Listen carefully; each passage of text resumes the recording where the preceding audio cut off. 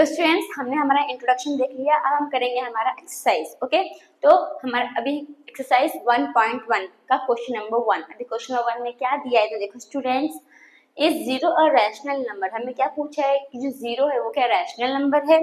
फिर next, can you right it in the form p upon q। और हमें ये भी पूछा है क्या हम जीरो को p अपॉन q फॉर्म में लिख सकते हैं, जहाँ पे where p and q are integers and q not equals to 0, जहाँ पे p और q क्या होना चाहिए, इंटीजर होना चाहिए, और जो q है वो 0 नहीं होना चाहिए। ओके स्टूडेंट्स, तो ये हमें क्वेश्चन में पूछा है। तो पहला क्वेश्चन क्या बोला है कि क्या जीरो हमारा रैशनल नंबर है। तो स्टूडेंट्स अभी हमने इंट्रोडक्शन वीडियो में देखा कि जीरो जो होता है, जीरो क्या होता है, हमारा रैशनल नंबर होता है। ओके, अब जीरो को हम p अपॉन q फॉर्म में कैसे लिख सकते हैं। अभी जीरो के नीचे कोई नंबर है तो जीरो के नीचे कोई भी नंबर नहीं है। अभी कोई भी नंबर के नीचे कोई भी नंबर नहीं रहता है तो इसका मतलब क्या रहता है स्टूडेंट्स, तो 1 रहता है। तो हमारा क्या आ जाएगा 0.1। अभी p अपॉन q फॉर्म में हो गया। अब इसमें एक कंडीशन दी थी, कंडीशन क्या दी थी कि p और q दोनों क्या होना चाहिए, इंटीजर होना चाहिए। तो p तो 0 और 1 दोनों ही हमारा इंटीजर है। और क्या बोला था कि जो q है वो 0 नहीं होना चाहिए। तो जो हमारा डिनोमिनेटर है q वो हमारा 0 है क्या, तो 0 नहीं है। तो यही हमें लिखना था। आप चाहे तो और भी एग्जाम्पल ले सकते हो। कैसे, तो देखो 0/2 भी ले सकते हो। अगर आप 0 को डिवाइड करोगे तो हमारा आंसर क्या आएगा, 0 ही आएगा। तो ये ऑलरेडी 0 में कन्वर्ट हो जाएगा। ओके, 0/3 भी ले सकते हो। तो इसे भी क्या हमारा आंसर ही है। ओके स्टूडेंट्स, तो हम किसमें आते हैं, तब सॉल्यूशन पे आते हैं कि इसका आंसर कैसे लिखोगे। तो देखो students, is 0 a rational number. तो 0 हमारा रैशनल नंबर है। कैसे लिखोगे, yes 0 is a rational number।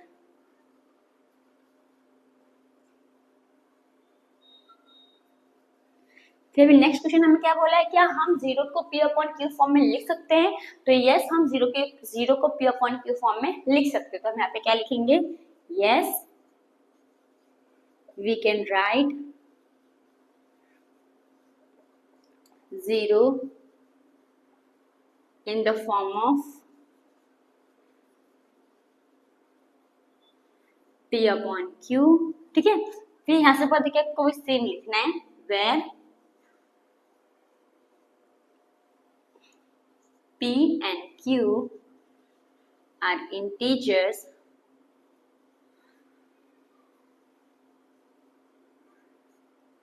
and q not equals to 0। तब कैसे लिखोगे, such as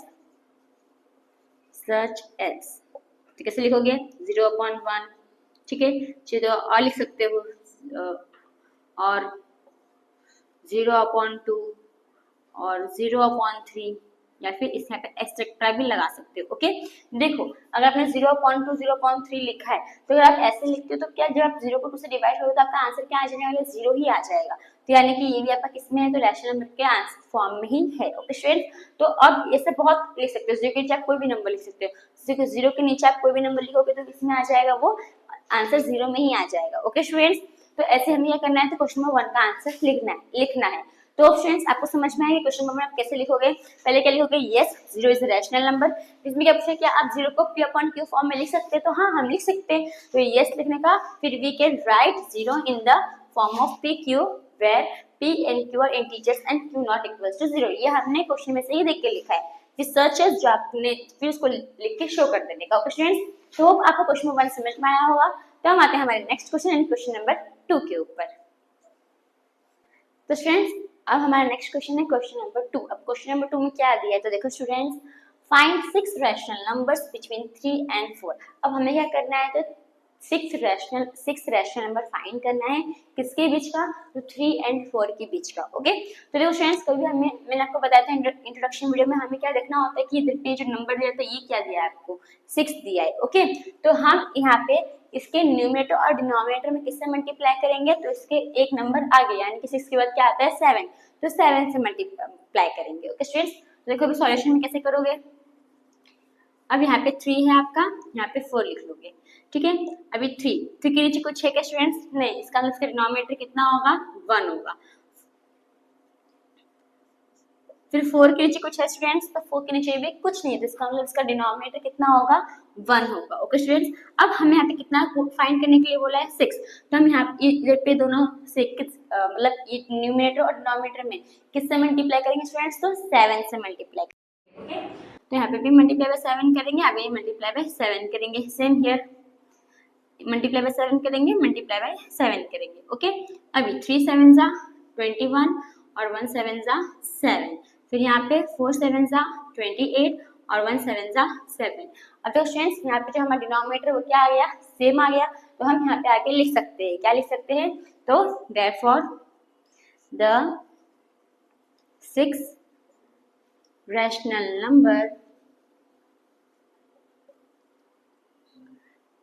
numbers between 3 and 4 are, तो क्या क्या होगा स्टूडेंट्स, यानी कि यही दो नंबर का बीच का नंबर हमें लिखना है। ओके, तो 21 हम लिखेंगे क्या, 21 हम नहीं लिखेंगे, 21 और 28 के बीच का नंबर लिखना है। ओके, तो 21 के बाद क्या आता है 22, तो 22/7, 23/7, 24/7, 25/7, 26/7 एंड 27/7। तो देखो स्टूडेंट्स 6 नंबर हो गया, 1 2 3 4 5 6, तो बस आपको इतना ही करना था। तो होप स्टूडेंट्स आपको क्वेश्चन पेपर समझ में आया होगा। तो हम आते हैं हमारे नेक्स्ट क्वेश्चन यानी क्वेश्चन नंबर 3 के ऊपर। तो स्टूडेंट्स हमारा नेक्स्ट क्वेश्चन है क्वेश्चन नंबर 3। अब क्वेश्चन नंबर 3 में क्या दिया है, देखो students, find 5 rational numbers between 3/5 and 4/5।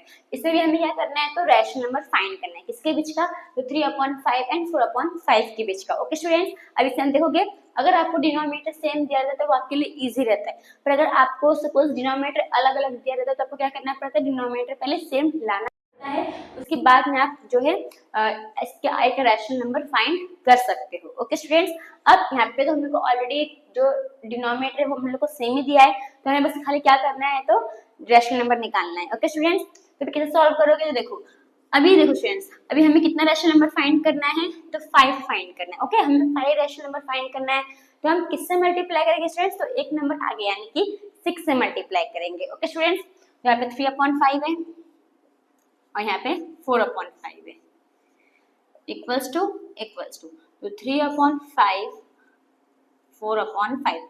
अभी 5 है तो हम किससे मल्टीप्लाई करेंगे, 6 से, तो नीचे भी 6 से मल्टीप्लाई करेंगे। अब नीचे 6 से मल्टीप्लाई किया, ऊपर भी 6 से क्या करेंगे, मल्टीप्लाई। यहाँ पे भी सेम वैसे ही करेंगे, मल्टीप्लाई बाय 6 मल्टीप्लाई बाय 6।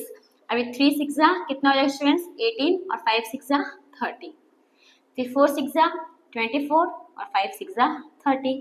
ठीक है, अभी हमारा आ गया, इसमें जो हमारा डिनोमिनेटर भी हो गया है सेम है, तो अब हमें क्या करना है, तो इनके बीच का 5 रैशनल नंबर लिखना है। ओके स्टूडेंट्स, इसे लिखेंगे therefore the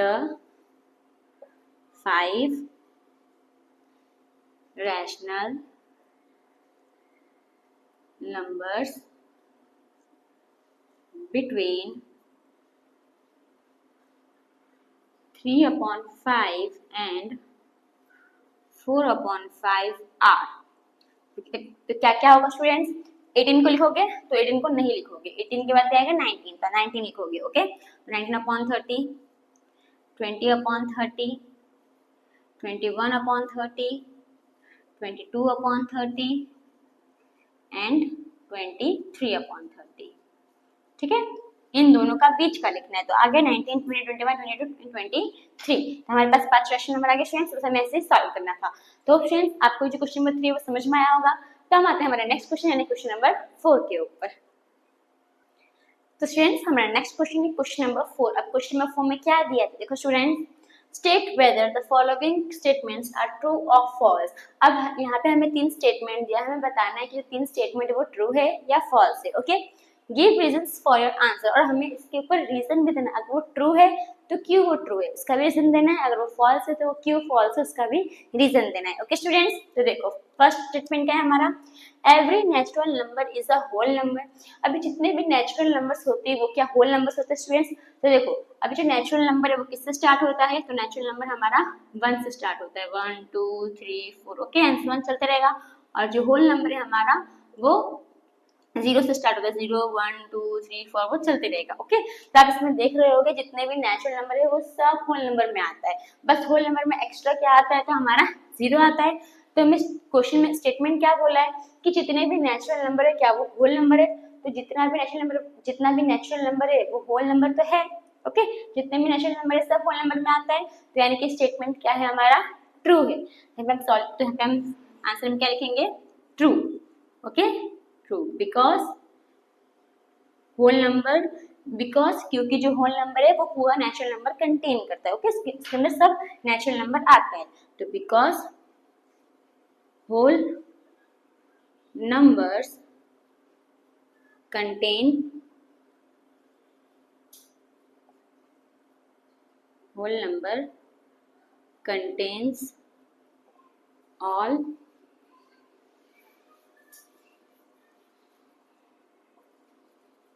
natural numbers। Okay, तो फ्रेंड्स इससे आपको समझ में आया, हमने ऐसा स्टेटमेंट लिखा। आपको ऐसा स्टेटमेंट बना अपने ओन वर्ड में जैसे आपको समझ में आता है वैसे भी स्टेटमेंट लिख सकते हो। जरूरी नहीं कि जो मैंने लिखा वही आप कंपल्सरी लिखोगे, आपको ऐसे इजी सेंटेंस होता है वो भी लिख सकते हो। ओके स्टूडेंट्स, नेक्स्ट क्या है हमारा second statement, every integer is a whole number. अभी जितना भी इंटीजर होता है स्टूडेंट्स क्या वो होल नंबर होता है?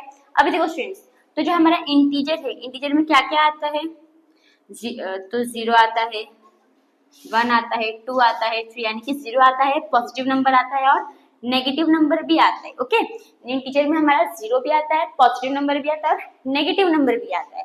और होल नंबर में तो होल नंबर तो 0 से स्टार्ट होता है, यानी कि 0 1 2 3 एंड सो ऑन चलता रहता है। होल नंबर में खाली 0 और पॉजिटिव नंबर आता है, नेगेटिव नंबर आता है तो नेगेटिव नंबर नहीं आता है। जैसे हम एग्जांपल दे सकते हैं, तो इसका मतलब इसमें क्वेश्चन में क्या बोला है स्टेटमेंट में, जितना भी इंटीजर है क्या वो हमारा होल नंबर है? अभी इंटीजर में नेगेटिव नंबर भी आता है, होल नंबर में नेगेटिव नंबर आता है नहीं, तो इसके अंदर स्टेटमेंट क्या स्टूडेंट्स हमारा फॉल्स है। तो इंटीजर्स जो है वो होल नंबर्स नहीं है। ओके, जितने भी इंटीजर्स है वो हमारा होल नंबर नहीं है। तो अभी आप आंसर में क्या लिखोगे, फॉल्स बिकॉज। अब इसमें एग्जाम्पल से दे सकते हो, एग्जाम्पल कैसे दे सकते हो, नेगेटिव नंबर आपको भी एग्जाम्पल, सपोज मैंने -2 दे दिया, तो बिकॉज जो -2 है वो क्या है, इज एन इंटीजर है, -2 is an integer but not अ, लेकिन क्या वो होल नंबर है -2? नहीं है, तो हम क्या लिख सकते हैं, but not a whole number, but not अ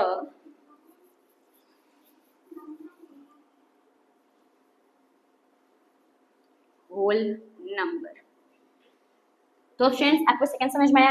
आप मुझे तब ऐसे भी लिख सकते हो, integers contains all negative numbers but whole number does not contain negative numbers. Okay, आप ये भी लिख सकते हो, जैसे आपको इजी लग रहा है वैसे लिख सकते हो। अगर कुछ तो आप एग्जांपल देके भी समझा सकते हो कि -2 वो इंटीजर है लेकिन वो होल नंबर नहीं है। होप फ्रेंड्स आपको समझ में आ रहा है। नेक्स्ट थर्ड स्टेटमेंट में क्या बोला स्टूडेंट्स, देखो तो थर्ड स्टेटमेंट है हमारा, every rational number is a whole number. अब जितना भी रैशनल नंबर है क्या वो हमारा होल नंबर स्टूडेंट्स? तो देखो स्टूडेंट्स, जो हमारा होल नंबर है, ठीक है, जो हमारा होल नंबर है वो 0 से स्टार्ट होता है, यानी कि 0 1 2 3 4 5 6 ऐसा। अब ये सब हमारा रैशनल नंबर है क्या? ये सब हमारा रैशनल नंबर है, क्यों? क्योंकि अगर नीचे कुछ भी नहीं रहता इसका मतलब क्या रहता है, तो डिनोमिनेटर 1 रहता है, इसलिए ये किस में है, तो इसको हम रैशनल नंबर बोल सकते हैं। ओके, वो हमारा, अगर आप हमारा रैशनल नंबर देखोगे तो रैशनल नंबर में तो 1/2 भी आता है, -2/3 भी आएगा, 2.4 भी आएगा, एक्सेट्रा। ठीक है, इसमें डेसिमल के नंबर भी आते हैं, इसमें नेगेटिव नंबर भी आते हैं, इसमें अलग मतलब फ्रैक्शन नंबर भी आता है। अभी देखो ये सिर्फ 0/1 है, पर या तो 1/2 है, इसके नीचे डिनोमिनेटर जो रहता है, होल नंबर का जो डिनोमिनेटर रहता है वो 1 से बड़ा नहीं हो सकता है। ओके स्टूडेंट्स, होप आपको समझ में आ रहा होगा कि जो होल नंबर का जो डिनोमिनेटर रहता है वो 1 से बड़ा नहीं होता है। तो इसका मतलब कि जो रैशनल नंबर है उसमें फ्रैक्शन नंबर भी होता है, डेसिमल नंबर्स भी होता है, फिर जो नेगेटिव नंबर्स के भी रैशनल नंबर होते हैं। तो इसका मतलब जो हमारा ये रैशनल नंबर है वो होल नंबर नहीं है। अगर ऐसा बोला होता कि होल नंबर जो है वो जितना भी होल नंबर है अगर वो रैशनल नंबर है, तो अगर ऐसा बोला होता तो वो ट्रू होता, लेकिन इसमें उल्टा बोला। क्या बोला है, जो रैशनल नंबर है क्या वो हमारा होल नंबर है? तो नहीं स्टूडेंट्स, तो ये क्या है हमारा फॉल्स है। तो अभी आंसर कैसे लिखोगे, फॉल्स बिकॉज इसमें भी सेम एक एग्जांपल दे दो, हमने इसमें एग्जांपल दिया था ना -2 का, वैसे अभी कोई इससे एक एग्जांपल दे दो, मैं क्या लिख सकती हूँ, 1/2 लिख सकती हूँ। तो false because 1/2 is a rational number